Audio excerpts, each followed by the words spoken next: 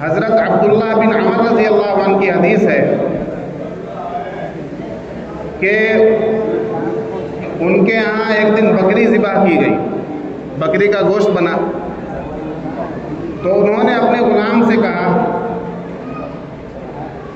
فقال لغلامی اہدیت لجارنا الیہودی، کیا تو نے ہمارے یہودی پڑوسی کو اس گوشت میں سے کچھ دیا ہے؟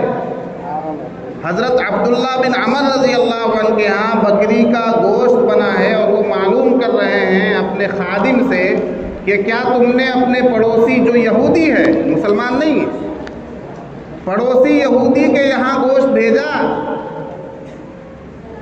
پھر انہوں نے حدیث بیان کی، یہ حدیث حضرت عائشہ رضی اللہ عنہا بھی اس حدیث کی راوی ہیں۔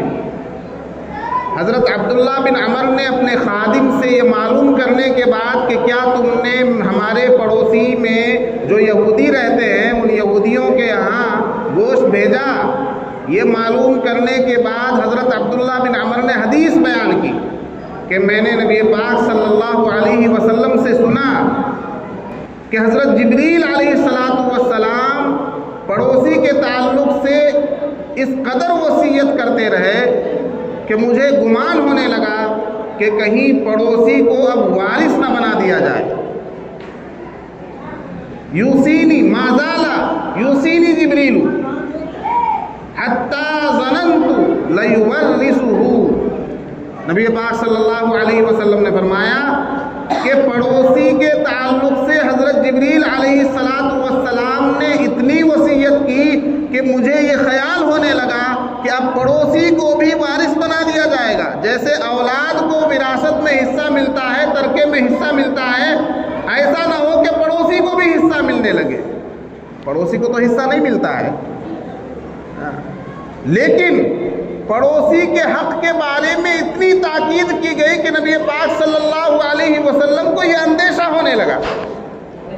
اس سے اندازہ ہوتا ہے کہ پڑوسیوں کے حقوق بہت زیادہ ہیں، یعنی یوں سمجھیے کہ وارثین کے حق کے بعد سب سے زیادہ حق پڑوسی کا ہے۔ اپنی اولاد کے حقوق کے بعد، والدین کے حقوق کے بعد، رشتہ داروں کے حقوق کے بعد سب سے زیادہ حق پڑوسی کا ہے، اور پڑوسی صرف پڑوسی ہے، پڑوسی کا مسلمان ہونا ضروری نہیں ہے۔ حضرت عبداللہ بن عمر نے جو معلوم کیا کہ یہودی پڑوسی کو گوشت پہنچایا یا نہیں، یہ اس بات کی دلیل ہے کہ پڑوسی ہندو ہو، پڑوسی غیر مسلم ہو، پڑوسی یہودی ہو، پڑوسی عیسائی ہو، یا کسی بھی دھرم کا ماننے والا ہو یا کسی بھی دھرم کا نہ ماننے والا ہو، ایتھیسٹ ہو، اس کے حقوق ہیں۔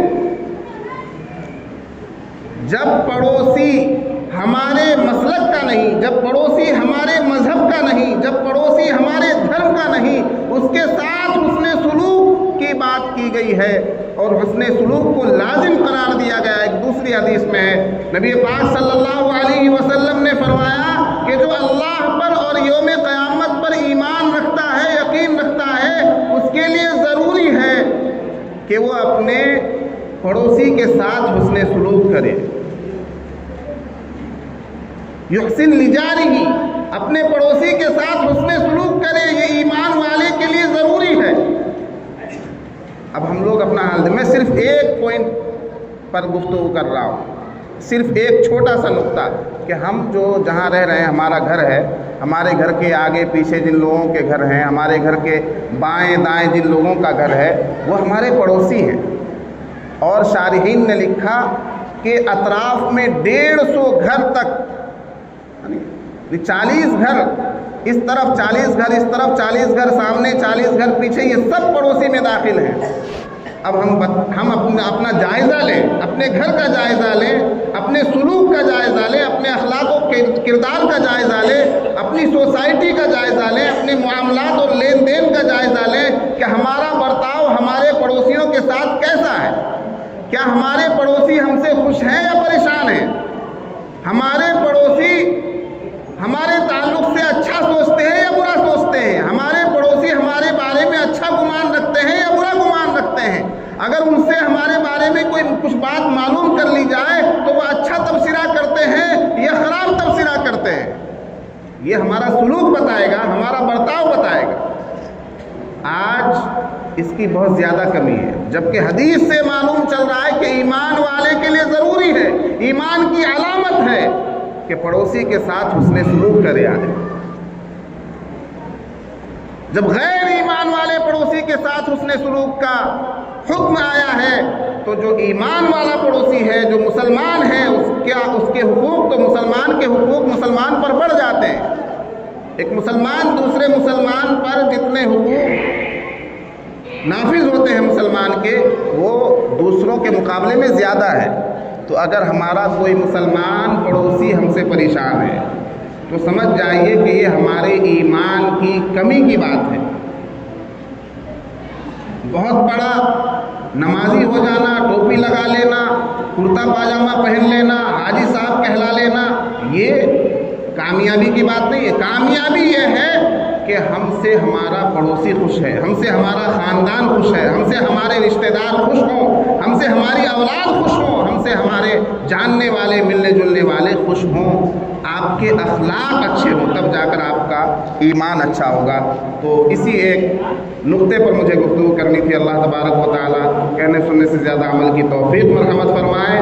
آج کا جو یہ اجلاس گیرہ ماری کی جامع مسجد میں منعقد ہوا ہے، اسے پائے تکمیل تک پہنچائے اور اس کو علاقے کے لیے خیر و ہدایت کا ذریعہ بنائے۔